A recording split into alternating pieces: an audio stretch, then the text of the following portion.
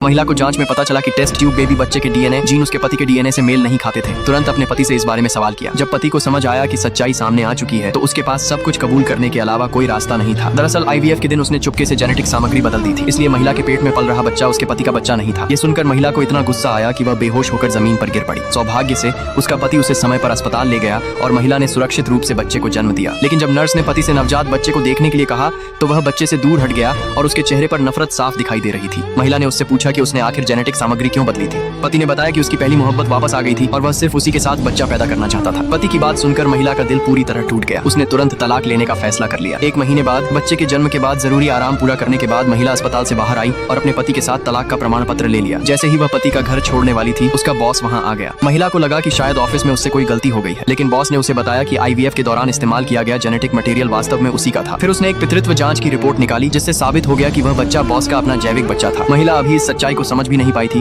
कि बॉस ने उससे कहा कि अब वह उसके साथ उसके घर चले। घर पहुंचते ही बॉस ने महिला और बच्चे की देखभाल के लिए 20 नौकर रख दिए, लेकिन महिला ने साफ कहा कि वह सिर्फ घर पर बैठकर पत्नी या गृहिणी बनकर नहीं रहना चाहती। वह कंपनी में वापस जाकर काम करना चाहती है और पूरी तरह बॉस पर निर्भर नहीं रहना चाहती। बॉस ने उसकी बात मान ली। जब महिला मैटरनिटी लीव के बाद ऑफिस वापस आई तो बॉस खुद बच्चे को गोद में लेकर कंपनी में आया। ये देखकर सभी कर्मचारी हैरान रह गए। किसी को यकीन नहीं हुआ कि इतने सख्त और ठंडे स्वभाव वाले सीईओ का भी एक बच्चा है। उधर जब महिला अपने विभाग में पहुंची तो उसने देखा कि उसके पुराने पति की पहली मोहब्बत एना उसकी सीट पर बैठी हुई थी। एक सहकर्मी ने चुपके से महिला को बताया कि एना सेक्रेटरी जनरल की रिश्तेदार है। महिला के मैटरनिटी लीव पर जाने के बाद सेक्रेटरी जनरल ने एना को उसकी जगह दे दी थी। महिला ने सेक्रेटरी जनरल से जाकर अपने लिए नई सीट मांगी, लेकिन उसने कहा कि विभाग में सभी सीटें पहले से भरी हुई हैं। उसने कहा जहां जगह मिले वहीं बैठ जाओ और जरूरत पड़ने पर बाकी लोगों की मदद करती रहो। महिला तुरंत समझ गई कि वह उससे पूरे विभाग के छोटे मोटे काम करवाना चाहता है। एना को जैसे ही इस बात का पता चला उसने तुरंत महिला को अपने सारे दस्तावेज पूरे करने का आदेश दे दिया। लेकिन एना अपनी बात पूरी कर पाती उससे पहले बॉस का स्पेशल असिस्टेंट वहाँ आ गया। उसने महिला से कहा आज से आपको बॉस की पर्सनल सेक्रेटरी बनाया गया है, अब आप सीधे उनके ऑफिस में काम करेंगी। बाकी कर्मचारी महिला की तरक्की से खुश हुए,